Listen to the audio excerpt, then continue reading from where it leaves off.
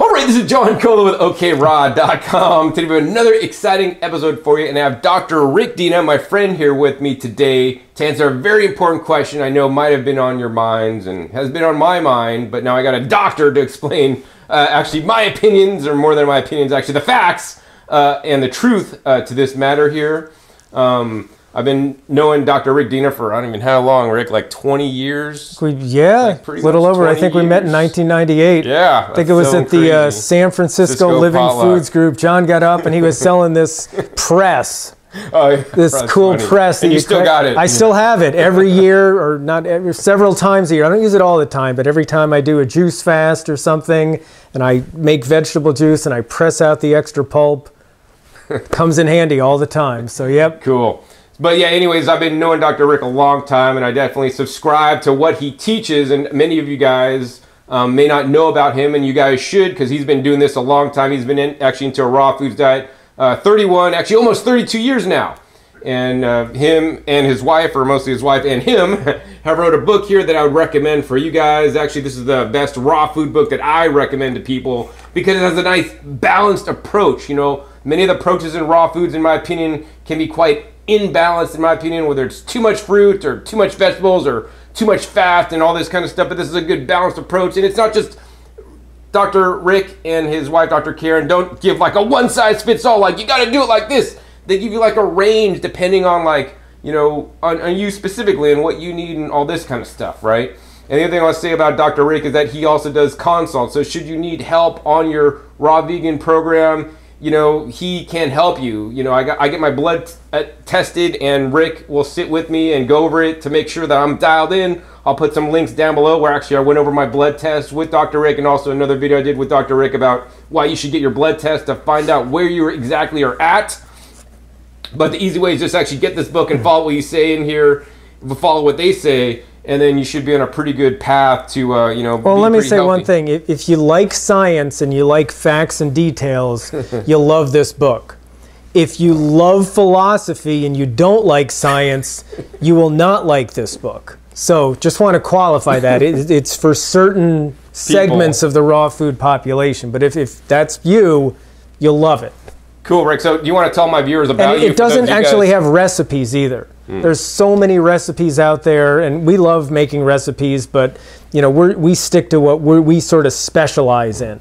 And Dr. Karen spent like 2 years just plugging away with scientific articles and tables and charts, and yeah, this is like this is what the science of eating a raw food diet healthfully, not just like some dogmatic approach that has been handed down over the generations. No dogma. Based on, you know, what might be good or what might have worked, you know, actually way back when, which actually many of the diets way back when probably would have worked because we have a way different world now. So anyway, just a little bit of qualification to know if you're part of the niche that fits fits cool. This or not. So that way you'll get better reviews on Amazon. Well, yeah, some people have written some really dumb things. I didn't like it because there weren't recipes, or someone said there were recipes. Even my meat eater husband liked it, and I looked at that person's other reviews, and they mixed us up with a raw food recipe book. And then people think there's recipes in there, and then they buy the book, then there's not, then they give it a bad review. So can't you comment on that review? And yeah, but it looks lousy if the author's there commenting, you know. Right. Well, now you guys know. Live and learn, you know, world's not perfect. Moving on with the video, Dr. Rick. So for those of you guys that haven't watched me or heard about Dr. Rick before, you want to explain to everybody who you are, what you do, and all that kind of stuff? Yeah, so John, we're going to talk about how fruit cleansing can be hazardous. And I know that's a provocative title, so I'd just like to qualify myself a little bit before going into that. How I love cleansing and fasting, and how I love fruit. So started on this, this new back then to me, back in 1986. I was in my late teens and started learning more about health, started to feel so much better as I started to implement different things and wanted to keep learning more. So by about the spring of 1987, that's why at this point here, we're almost 32 years ago. At that point, I have been a mostly raw, completely vegan, very much fruit-centered. So fruits and vegetables have been the bulk of my food for the last 32 years, and a lot of that is fruit. The majority of my calories have come from fruit. So you're not a fruit hater, right? No, the majority of my calories have come from fruit for the last 32 years. So usually when fruit comes up, fruit causes diabetes, duh, blood sugar, insulin. Insulin tells you to get fat. You got to go keto. You're going to get cancer. You know, all these, you're going to raise your triglycerides too high. And, you know, all these other myths that come out there from people just repeating rhetoric. And I can talk more about that later and how it fits into this whole thing called the information age paradox. I'll explain what that is, sort of an observation of mine over the years. So I'm usually, when all those fruit things are coming up, I am defending fruit. Fruit is my friend, to sound really corny. It is. It's been the bulk of my, yeah. So I'm into fruit. But there are times when you can go overboard and out of balance with anything, no matter how good something is. So number one, I'm into fruit. I love fruit. And I just want to make that abundantly clear. And I might even mention that a time or two later in case someone comes in the middle. It's like, make sure you realize, go back to about 5 or 6 or 8 minutes in, wherever we are here, know that I'm into fruit.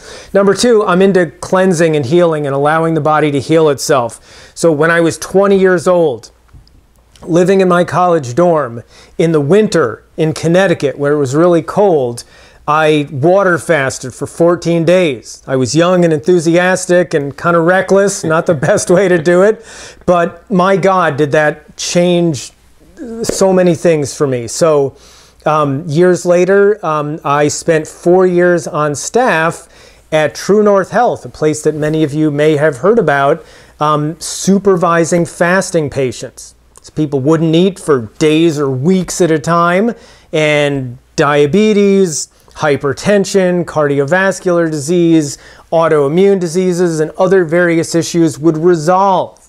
So would like to make that also abundantly clear, because usually, not maybe usually, but oftentimes when this topic of water fasting comes up, oh, it's bad for you, and you're going to get depleted, and you know, you're going to ruin your health, and you're going to cause metabolic damage, and you know, all these other nonsense things. So, but that can happen, Dr. Rick, on water fasting if done inappropriately and you aren't supervised medically. Correct. So just like, you know, anything can, even something really good can be utilized improperly.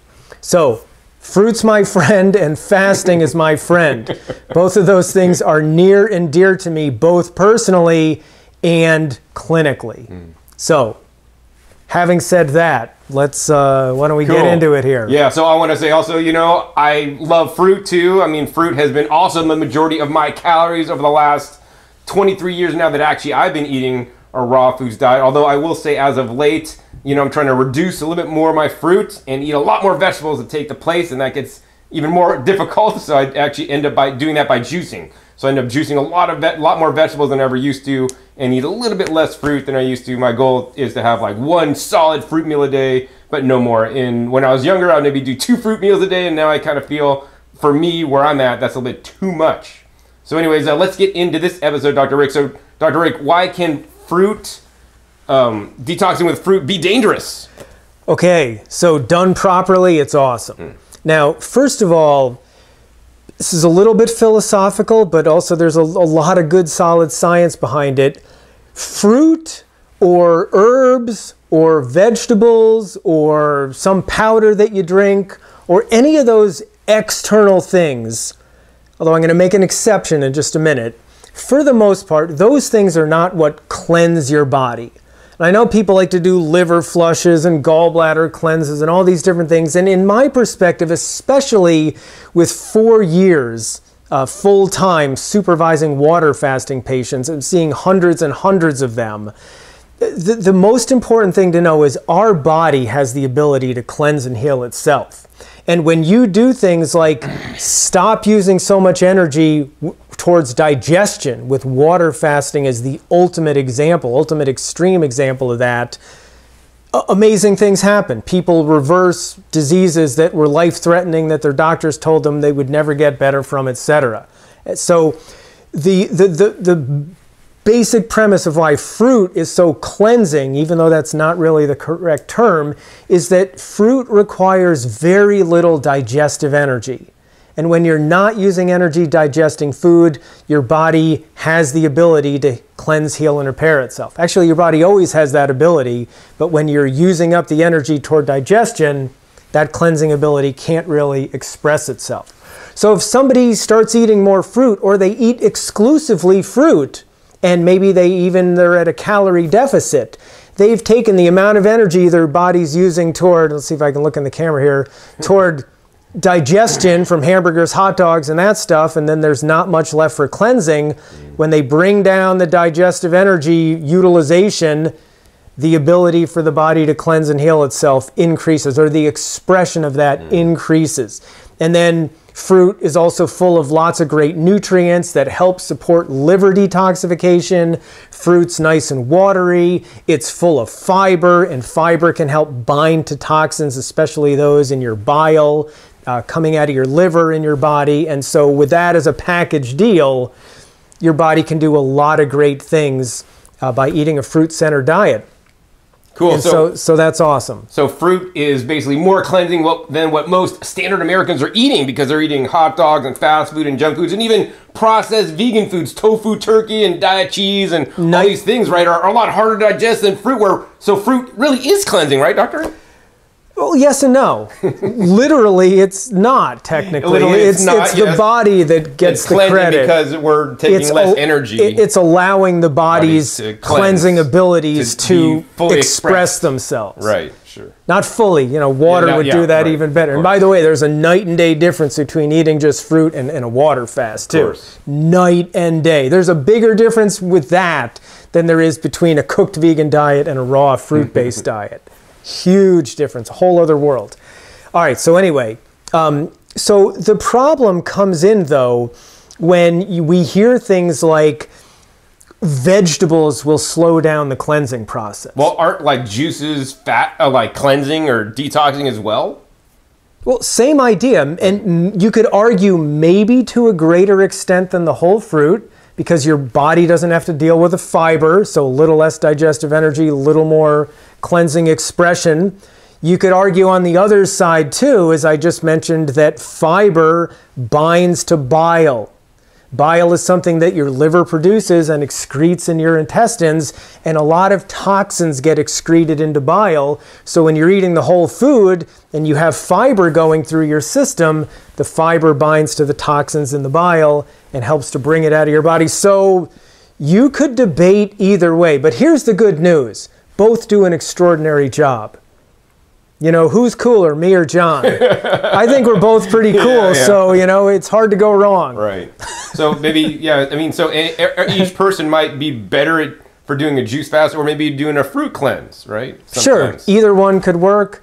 And now, but here's the challenge where I start to get a little ruffled. You know, my feathers get a little ruffled. Is when people say vegetables will slow down the cleansing process, and if you consume vegetables, you're not healing to the maximum extent. Well, I could see maybe with real vegetables, like if you're doing like lettuce and you know, celery, and you got all these fibers, you know, that's not quite as easy to digest as fruit technically, because there's a lot more fibers you got to deal with in fruit. It's like so watery and goes down easier, right? There is something to that, absolutely. 100 calories worth of watermelon requires less digestive energy output and metabolic work from the body than 100 calories worth of, say, lettuce. It's just a lot more, like John said, a lot more fiber, a lot more bulk, a lot more churning, you know, a lot more stuff for the body to deal with. So you could make that argument. With juices, though, boy, is that a difficult argument.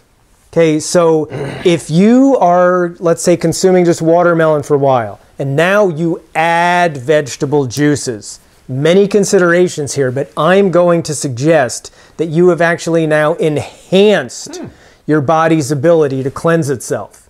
And here's why. So our liver is the main organ of detoxification in the body. There are two distinct phases of liver detoxification. So you got the bloodstream, let's say here's a liver, blood comes in. Phase one, your body makes these intermediate byproducts. that are on the way to be detoxified further by phase 2. And each phase 1 and phase 2 both have nutrient requirements in order for them to function optimally. So think about if you're on a juice fast, for example. Some would argue with me and say it's not a fast, only water is, a juice cleanse, juice diet, whatever you'd like to call it. Number one, those juices don't take up very much digestive energy, so you're really letting your body's healing ability express itself. And number two, especially when vegetables are involved, you are giving your liver a lot of nutrients, which means the phase 1 and phase 2 of liver detoxification can allow the liver to do its job more effectively. And especially for phase 2 of liver detoxification in general. I've got my cheat sheet here. This is actually some notes from Dr. Karen's section of our Mastering Raw Food Nutrition course. But we go through phase 1 and phase 2, and she talks about that in our curriculum in a great deal of detail. The bottom line, though, is that vegetables provide a higher level of the nutrients that support phase 2 of liver detoxification than fruit does. So in that regard, adding vegetables, especially vegetable juices, to your diet will enhance your cleansing capacity. And that is really cool to know. And number two, you've got a lot more electrolytes in vegetables, sodium, potassium, chloride, things that you need in order for your heart rhythms to work properly, in order for your neurons to fire properly, in order for your muscles to fire properly. Really, really important stuff. People getting low on electrolytes are one of the key things that we look for in water fasting patients as clinicians. Both objective signs like lab work as well as subjective signs like if their pulse starts to become irregular and things like that. So a few things I've seen clinically is occasionally when I'm looking at the lab work of somebody on a raw vegan diet, occasionally I will see someone who is actually low in electrolytes, like low in sodium or chloride, usually not low in potassium because there's lots of potassium in fruit. And this brings up a whole other arena, but there are some aspects of lab work where if you're eating a raw vegan diet, those parameters, those measurements are going to have a different reference range than the typical standard person out there's reference range. And sometimes people get worried, oh my God, this is out of range, that's out of range. My mom and my dad and my uncles who are concerned about my diet were right. Things don't look good. And sometimes it's just that we eat differently, so our biochemistry is different, and then the lab results look different.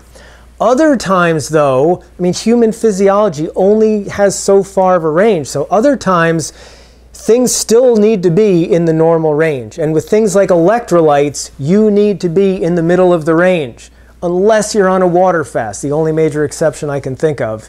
You need to be in the middle of the range. So sometimes when people are eating exclusively fruit or very high fruit and they're really skimping on the vegetables, those are actually the only times other than water fasting when I've seen key electrolytes like sodium and chloride be low. Wow. And sometimes people actually start to have weird symptoms, like they're eating enough calories, they're not fasting, but they get dizzy and lightheaded. All the neurons aren't firing. They get numbness and tingling in their extremities. Sometimes their pulse is irregular. This is dangerous. And if it continues on, it's potentially life-threatening. Those are some of the things that can happen. So there we go, kind of number one after laying a foundation. That's one of the potential dangers of cleansing with fruit. If you're just having exclusively fruit for weeks or even months at a time, you can get into that kind of trouble. And I printed out here a couple of case histories of patients I've worked with in the last year who have gotten themselves into major, major trouble by following these types of really high fruit, vegetables are bad, so I'm not going to get maximum cleansing thinking out of these things. So wait, John wants to comment. I want to ask you something. So is there a thing such as eating too much fruit? Like is too much fruit bad? Is it going to mess up your liver? Because like dealing with too much fructose, if you're eating 30 bananas a day, for example, or like how much is really too much fruit? So in terms of like per day or per meal, and then like if you're doing exclusively for X days, like can you do 2 days of of just only eating fruit because you just want to go on a cleanse? Is that bad, or is 30 days, is that all right, or is that bad, or what? So that's a great question, and there's some gray area there. There's some clinical judgment. So over the years, I've analyzed the lab work and worked one-on-one with hundreds of raw vegans. And so I think that puts me in a pretty good position to have some pretty good qualifications to answer this question. So generally speaking, 19 times out of 20, the concerns that you hear about fruit, that people are going to have high triglycerides and high blood sugar and issues like that, at least 19 times out of 20, those things don't happen. Okay, they do occasionally. And for those people dealing with some of those things, maybe you could say you can eat too much fruit. Generally speaking, though, my model is that when people ask me, can you eat too much fruit? The best answer is probably no. But some people have too little vegetables. Yeah. Okay, so if you are consuming the type of vegetables, like the quantity that John talks about, you know, for those of you who are regular viewers, you know, a few hundred calories worth of vegetables, lots of greens, especially stuff that you're growing, and all the stuff John talks about. He likes his microgreens, and I can't keep up with all of them, the green du jour, but they're all good for the most part. If you're consuming that quantity of greens, then it's hard to eat too much fruit because your body has what it needs, and fruit supplies a lot of good stuff too, just not everything. The vegetables fill in the gap. So if you're one of those people, the 1 out of 20, you got to modify some things. Some things other than fruit might work better for you, but for the majority of people, it's really hard to go overboard on fruit as long as you're eating enough vegetables. Cool. And I like to say my goal every day is to eat 2 pounds of vegetables, and I'll say that I don't always make it there. I always generally get 1 pound a day. Oh, and I'm talking leafy green vegetables, specifically vegetables. I eat plenty of other vegetables, but my leafy greens are what I really try to focus on. 2 pounds of leafy greens a day is my goal. I usually almost always hit 1 pound. Juicing is a really easy way to do that. I could literally put 1 pound of greens through my juicer and have 1 cup of juice, which is not a whole lot. And literally I'm getting all the cleansing properties of the juice in me, and it's easier to digest than eating all these leafy greens, and as well as I eat lots of other vegetables too, including juice vegetables. You know, I like to drink carrot juice and beet juice and, you know, broccoli juice, cauliflower juice, all different kinds. Yeah, so I'm similar to John, maybe not, I don't always shoot for 2 pounds, but I try to get 2 pounds of total vegetables in each day and 1 pound of leafy greens. And oftentimes it's more, sometimes it's 3 or 4, but at least I've got that foundation covered. Cool, so how would you know if you're 1 out of 10 people that can't handle all this? Yeah, or 1 out of 20. Or 20. Usually lab work is where it shows up. So you'll see you have triglycerides that are higher than they should be, or your blood sugar or your A1C measurements are higher than they should be. Or some things might be off, you know, electrolytes might be low or something like that. But probably blood sugar and triglycerides are the two most obvious and common ways that you can find out if fruit. Sometimes elevated cholesterol can come in there as well, but then you got to check thyroid function and some other things to rule in and out if it's a fructose and fruit issue. But cool. Cholesterol, triglycerides, blood sugar. Those are the major ways. So basically to learn if you're one of those 1 in 20 people, you want to get a consult with Dr. Rick on his blood testing that he does. Once again, I'll post a link down to the video that I did with Dr. Rick where he analyzed my blood, and I made a video of it for you guys to watch, and you can see how the process goes. So, you know, if you're serious about your health, I would encourage you guys not to just listen to dogma or rhetoric or things that are repeated on YouTube videos, you know, but to get your blood tested. Put your money where your mouth is, and if you're eating all fruit and Rick says it's fine with the blood test, it's coming out great, and he gives it approval, then you're good. But if it doesn't come out all right, then you need to change so you can be healthy, so you're not one of those people saying raw foods didn't work, fruit didn't work, and all this kind of stuff. You know, my wife and I have seen a lot of people start the raw food path, and we predict years in advance they're not going to make it, and then they don't. And it's like you know going in which approaches work, which ones don't, if you've been at this for a long time like John and I have. And you know, John, I appreciate the plug, but you don't necessarily have to come see me. I mean, if you're in the US, you can go to directlabs.com, personallabs.com. You can order up some of your own lab work, except for a few states out there that have kind of pain in the neck laws. But you can check your own stuff out, and if there's, sometimes it's real obvious. Other times, if you want to, to know a few more details, then sure, I'm happy to help out. But just, we don't want to, one of my big themes in so many things is we don't want to put hurdles in the way of people getting healthy. So you don't have to spend several hours consulting with me.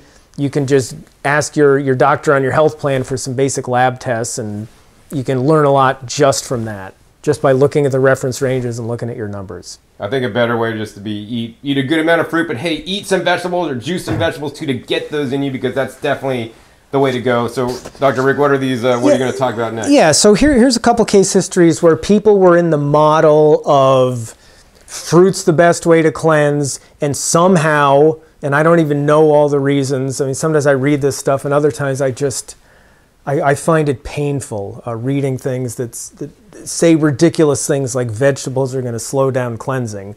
But people were in this mentality, and so here's somebody I worked with. Very sincere person, wanting to do the best. My hat's off to them. Very committed to their health and well-being. A lot of their life they weren't so healthy, and they wanted to really turn things around. So, not here to criticize anybody. I'm just here to help have some of you not make some of the same mistakes. So want to make very clear I'm not trying to badmouth anyone. Not going to mention any names or anything, of course. So somebody had 5 to 10% body fat, athletic throughout their life, and they weighed that's pretty good, though, a certain amount. Like, yeah. So in other words, low. that's really lean. I mean, if you're male and you get into the single-digit percentage body fats, you are lean. If you're female and you're that low, you are flirting with some serious trouble. If you're like maybe 15, 16% body fat and you're female, you're really lean. So this guy, 5 to 10% already, very lean. Now, so then he went on several months worth of only fruit and had some concerns. Here's sort of another thing built in. Did 20 days worth of a grape and lemon fast. They were doing daily enemas, and their hemorrhoids were so painful they couldn't even sit down. And then as another thing that happened, a few months of only consuming fruit here, they lost 40 to 50 pounds. Another reason it was so hard for them to sit, was, in addition to their hemorrhoids, is because they were just bone on bone. And they were still going with this because they were waiting for some certain signs to occur, like for solid crystals to start coming out of their kidneys, because they thought that was a good sign. My understanding of basic physiology and years of clinical experience tells me that is an absolute disaster when that happens. But they hadn't gotten to that point, so they continued on this very high fruit program. And again, if you're 5 to 10% body fat as a male and you lose 40 to 50 pounds, that is disastrous potentially. And so, tell you what, my first thought was get more vegetables in your diet. And get some nuts and seeds in your diet too. Get more calories in there. That's what this person needed to do. And I know they started on that path. So you just, none of you ever have to get yourself into a situation like that in the first place. I would call that over cleansing. Now, is that fruit's fault? No, but it's you needed more vegetables in there. It needed more calories in there. So again, fruit's not bad. It's just when you go exclusively fruit and you're not putting it in the proper context, that's when cleansing with fruit can, in fact, be dangerous. Okay, and then another situation is someone I met with within the last year for a consult, had been on a similar type of program, just fruit or very, very heavily fruit for months at a time, lost a lot of weight. And what was happening is that by the end of this period of time, they were low in electrolytes. We could see in their lab work they were low in essential fats, which is not so healthy. You need those. They're absolutely critical. And he was getting a lot of brain fog. And in my opinion, it's probably getting there. There was when you don't have enough essential fats and your electrolytes are low, your brain electrical activity is not firing at full capacity. So no wonder somebody had brain fog. So let's say here's ideal functioning and here's poor functioning. So most people are functioning pretty poorly out there in the modern world. So let's say you start eating a lot of fruits and vegetables. You start eating more and more fruit.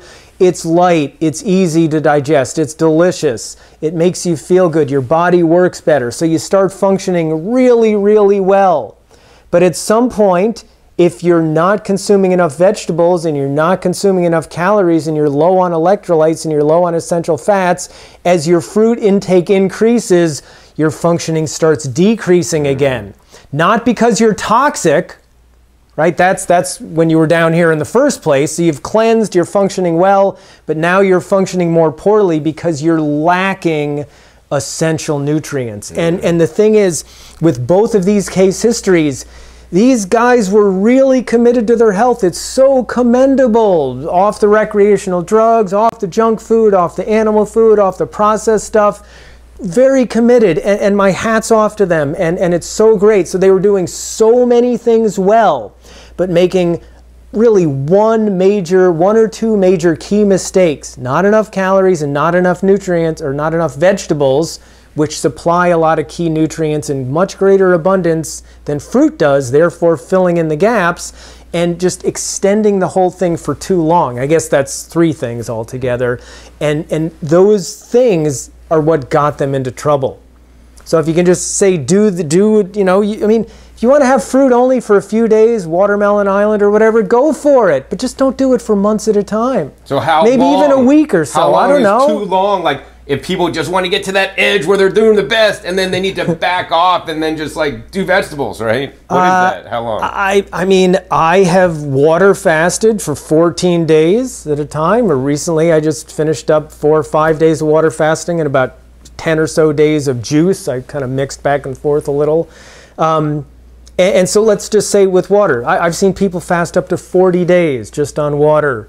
And, they have to rest, they can't move much, otherwise their electrolytes get too low. So you could go a month or two maybe on just fruit. And if you can do it on water, at least you're getting some electrolytes with fruit. For some people that might work. I think that's pushing it a bit too far though. If you want to try it for a week or so, that's probably fine. But if you go for months at a time, it's just a matter of time without enough vegetables before you start to run into trouble. And you don't necessarily run into, I mean, if you're consuming enough calories, you still might be doing okay on electrolytes. But John and I will both tell you from the few people over the years we've met who are truly fruitarians. A lot of people call themselves fruitarians because they think vegetables are fruit and almonds are fruit and things like that. But really just eat fruit. They tend to be spacey. It's hard for them to focus.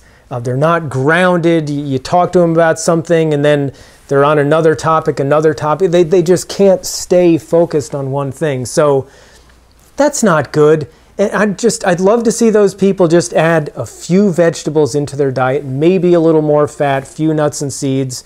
You and I have a mutual friend who did that years ago, and he started noticing that his, as he put it, he's a smart guy, his cognitive functioning, his brain power increased dramatically by adding some nuts and seeds in just a few days a week.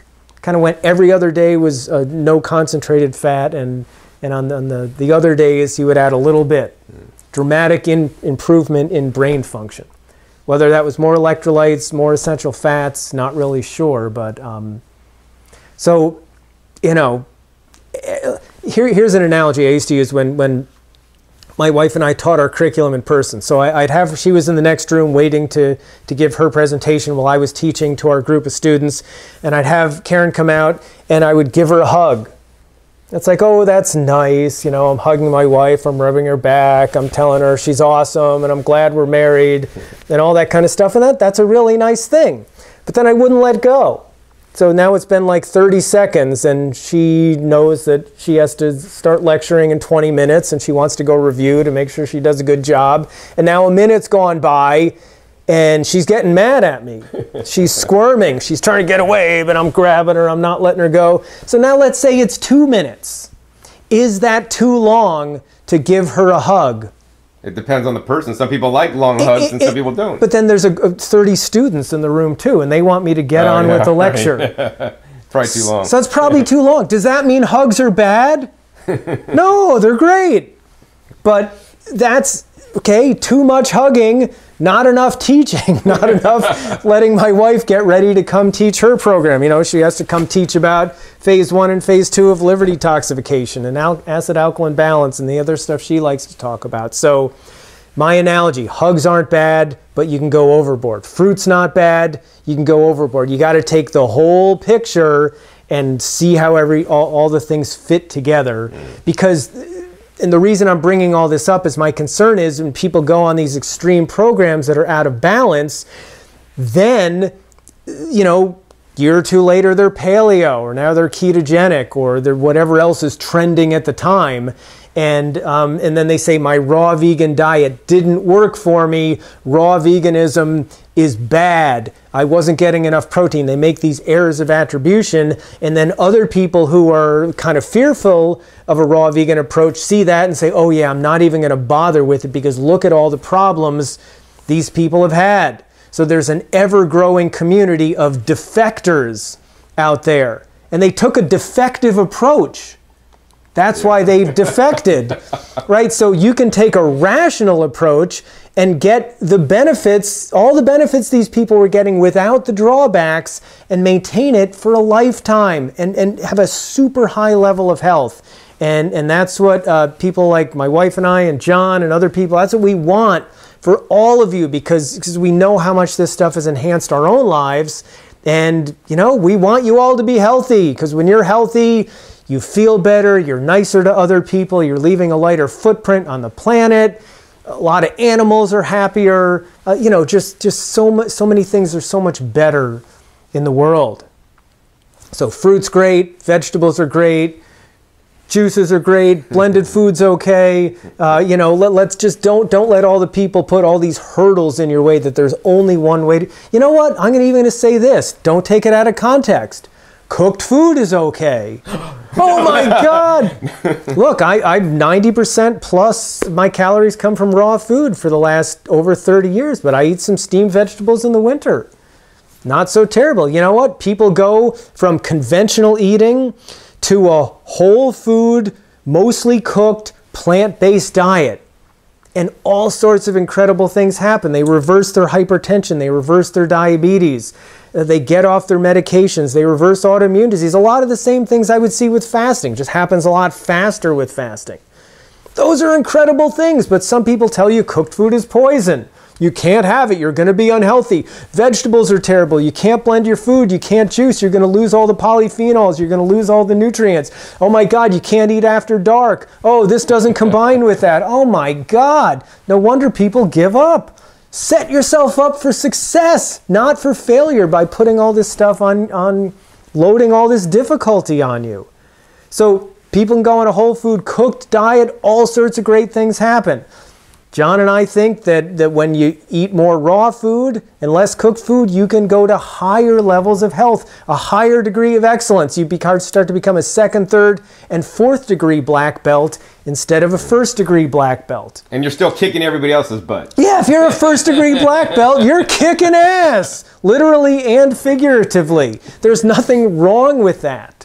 So, you know, it just seems ridiculous to me that the vegans and the raw vegans fight and the low-fat raw vegans and the other vegans fight. I mean, the raw vegans and then, you know, the 95-5ers fight with the 80-10-10ers. It's like, come on, the people who juice fight with the people that don't. Come on. The people who vacuum blend fight with the people that don't vacuum blend. So please, yeah, extra credit. That's a great way to look at it. Even if you're getting an A without the extra credit, you got an A. That's awesome. So just a few thoughts. Bottom line is you can go overboard with anything. You got to look at the big picture. You got to keep rational. You got to keep in context. You want any more information from my wife and I, rawfoodeducation.com. And those of you who are fans of John, you know, I said before, there's a lot of people just repeating rhetoric. I hate to say it. Which side is it on? Over there. The majority of the stuff that you see over there is just people looking for attention, repeating rhetoric. That's the majority of what you see on YouTube. There are some key exceptions, and including, we talk about this in class, I'm not just saying this now just because I'm sitting next to John. John is an exception. John teaches you good, rational stuff. He's been at this almost 2.5 decades. You've stood the test of time. Thanks. I think people personally... And he saw my blood too, so... Yeah, I mean, so please, just please don't be a defector. And even if you add some fruit and vegetables to your diet and you enjoy some beef and some other stuff, that doesn't mean you're a loser. It means you're better off than you would be if you didn't eat those fruits and vegetables. It's all along a spectrum. In my opinion, I tend to look at the glass as half full, not half empty, or I don't look at it as 99% full and then argue with the 1%, oh, low fat or high fat or juices, or just keep it fun, keep it enjoyable, and enjoy the health benefits that you get, and don't dismantle all the benefits by irrational, extreme thinking and intolerance. That won't help you emotionally, and what's going on up here is so, I don't know, it's hard to say if it could be just as destructive as a bad diet. Critically important, what you put into your mouth, what you put in here, through here and here, and your own thinking, critically important. What you put in here is also critically important. It's hard to say which one's more or less. So I think that's enough of my soapbox here. All right, so I want to say that if you guys want to get a healthy, raw vegan diet program, once again, I'd recommend this book. This is a good balanced approach. I'll put a link down below to Amazon, not because Rick's sitting next to me, but because I have this book, and I mean, this is kind of the approach I do. If you like science. In a book, if you like data. It tells you to and details. Yeah, so it proves to you how this is. And it lays it out, and you like rational thinking. Right. So anyways, but beyond that, Rick, I want to ask you, can you do damage by eating too much fruit, whereas like you're messing up your microbiome, or you're messing up some parts of your body because you've just depleted all your electrolytes for a period of time, or you depleted something, and now can you get like damage that's non-healable, or it's going to put you in a worse place than when you started? I think I'll answer that the same way I did previously, that I don't see too much fruit as the problem. I see lack of vegetables and potentially not enough essential fats as a problem. So I suppose you could argue that if you're eating 90% fruit and then you now add 10% more, or you now go down to 80%, but that 10% is made up for with more vegetables and maybe some nuts and seeds, you could argue that 90% might have been too much fruit. But now if you start exercising, you could be up to that same amount of fruit again because you have an increased calorie intake, but you're still better off because you've got more vegetables in your diet. So as long as the vegetables are there, I'm not inclined to say you can eat too much, or that you shouldn't eat too much fruit.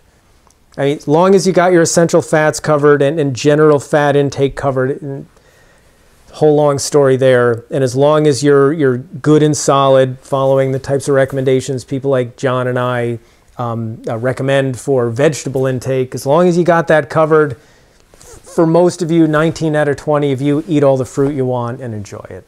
But can you do damage by eating too much fruit for too long? Can you cause insulin resistance? Right. Can you mess up your microbiome? Like if you did fruit for 100 days, or only for 90 days, or 2 months, 60 days, like could you really damage yourself so that it's like irreversible, and then no matter what you did, you wouldn't get better? I don't think so. I do not think so. I think, so you brought up the microbiome, another huge, important topic. I have to admit I'm not as well versed about that as Dr. Karen is. There's a few, we each have our things we know and our different areas of expertise. So calorie per calorie, vegetables are higher in fiber than fruit. And a lot of the fiber found in vegetables is known as prebiotic fiber. And that prebiotic fiber feeds the probiotic, the good healthy probiotic bacteria in your intestines. Now, that probiotic bacteria is collectively known as your intestinal microbiome. So I'm going to say, generally speaking, that people who eat lots of vegetables and lots of fruit probably have a healthier microbiome than people who don't eat enough vegetables or don't eat any vegetables and just eat fruit. And you know, it's another part of cleansing. Okay, we said fruit's great, get some vegetable juices in there for the minerals, but you're not getting all the prebiotic fiber. Well, it depends. Some fibers are soluble and some are insoluble. Correct, but the prebiotic ones like inulin and the fructooligosaccharides, I'm not actually sure which category they fit into. Right. I think there's probably more of those in the whole food, whole vegetables versus the vegetable juices. I would agree with although that. It's not exclusive. Right. I know John and I both made videos regarding the counter argument to you lose all the too many polyphenols from juicing. And we both made good points, but John had made the point that you maintain much of the soluble fiber when you juice. Right. And it's a really good point.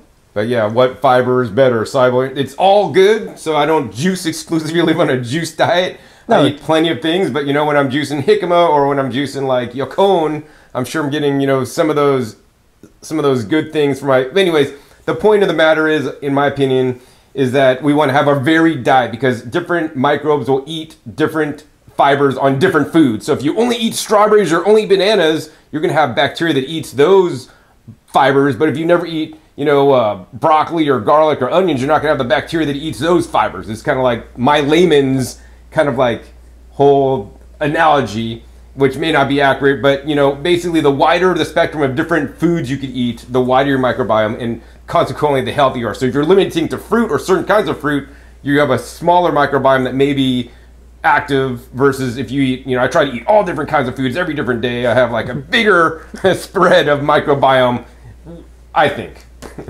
You know, and there's cool testing for that Right. we're going to start doing with some of our patients, which we're actually really excited about. I mean, we could go on for hours about the importance of the probiotic bacteria and a healthy microbiome and the beneficial short-chain fatty acids that this good bacteria makes and all the good things that happen.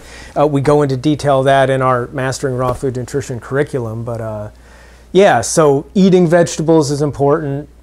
Juicing gets a lot of good stuff in there as well in concentrated form. You could argue on both sides. I mean, the thing is, again, those arguments are just, they're fine-tuning points.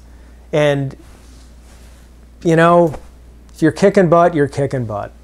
That's great. I think in the end, I want to just encourage everybody and remind everybody, you know, eating fruits, eating vegetables, and juicing, you know, fruits and vegetables, I like to mostly juice vegetables, is still way better than most of the population. If you guys have gotten this far into this video, I know you guys are committed to your health, and I know that if you got into this video this far, you are eating lots of fruits and vegetables, and hopefully now, because of this video, you're going to be a little more balanced, whatever that means to you, whether that means you're going to, you know, eat a lot of fruit and then, hey, add some vegetable juices in, which is going to be superior than just eating fruit alone, based on what Dr. Rick says, because of that phase 2, liver detoxification that does not happen as much as if you're only eating fruit, right?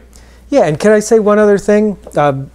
What's interesting is you got phase 1 of liver detoxification, then you create these intermediate metabolites, and then phase 2 takes care of the intermediate metabolites and then, you know, gets it out of your body, whether it's through the kidneys or the bowel or whatever the case, sometimes your skin or your breath too.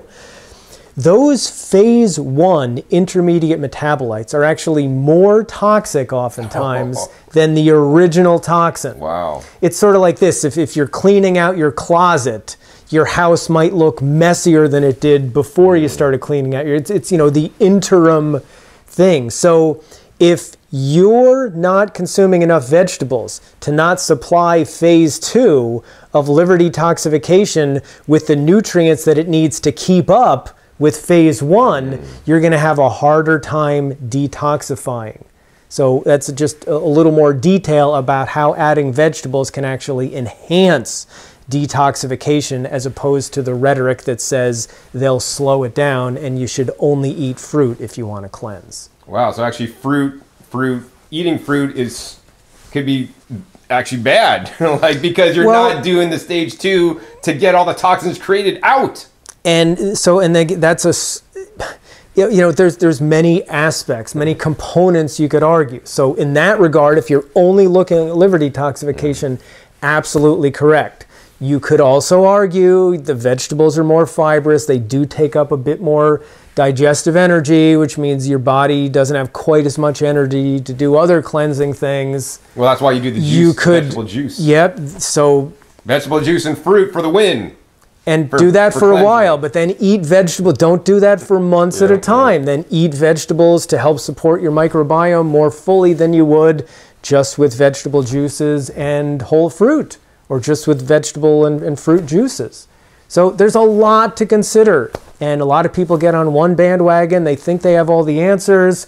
I tell you what, after 32 years, the whole thing about the more you know, the more you realize how much you don't know, always comes true. And the people who are 5, 6, sometimes 10 years in, who think they know everything, they haven't gotten to the point of knowledge where they realize how much more there is to learn. And it's this terrible paradox that the people who think they know the most haven't even hit the threshold where they realize they don't know it.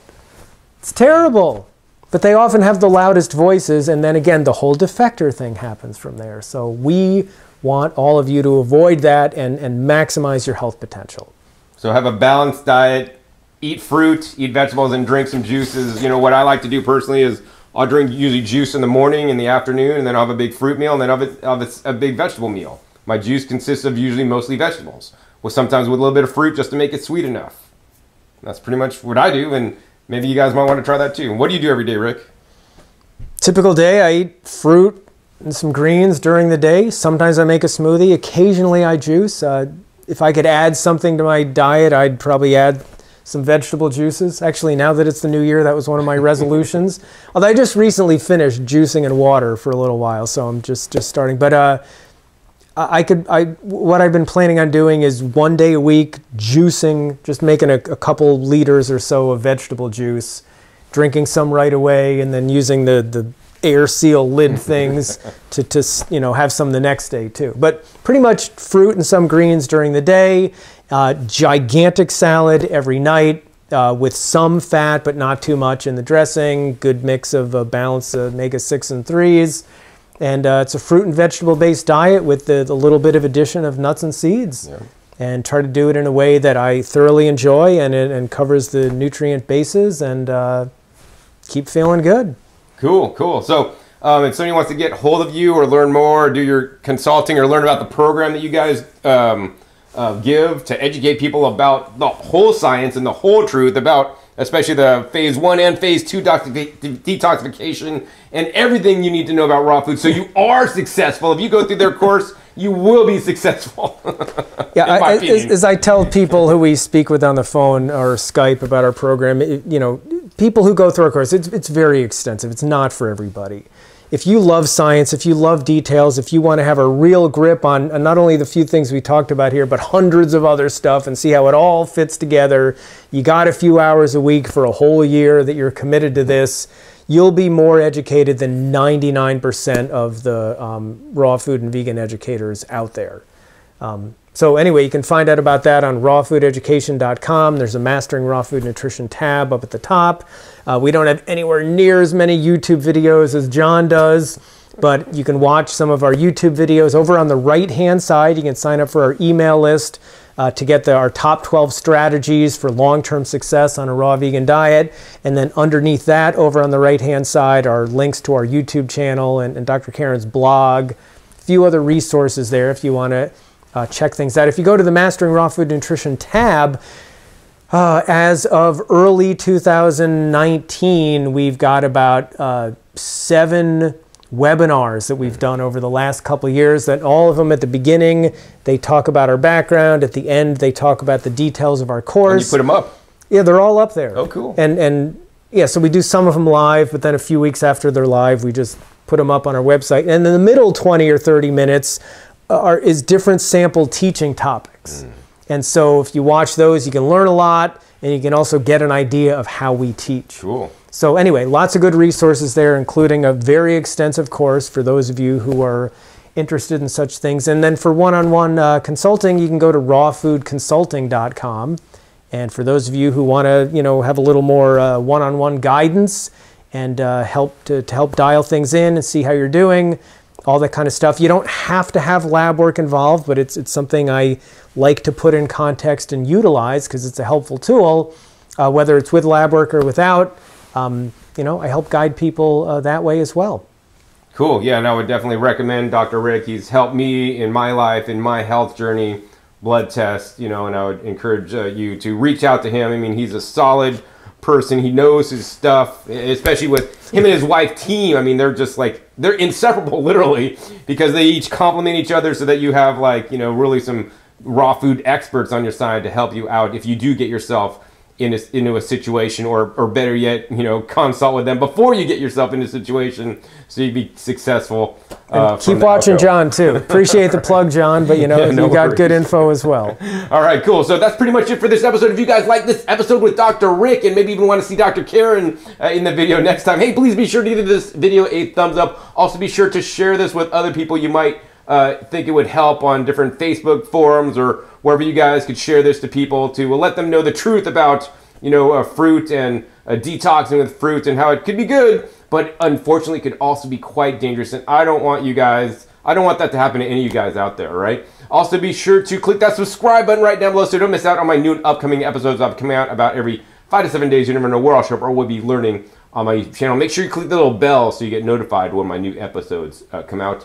And finally, be sure to check my past episodes. My past episodes are a wealth of knowledge, over 500 episodes at this time on this YouTube channel dedicated to teach you guys the best aspects of eating more fresh fruits and fresh vegetables. I'll also put a few links down below to previous videos I've done with Dr. Rick. Wealth of knowledge, amazing guy. And you want to check out those videos too, because lots of information contained in there. And I guess with that, my name is John Kohler with OKRaw.com. We'll see you next time. And until then, remember, keep eating your fresh fruits and vegetables. They're always the best.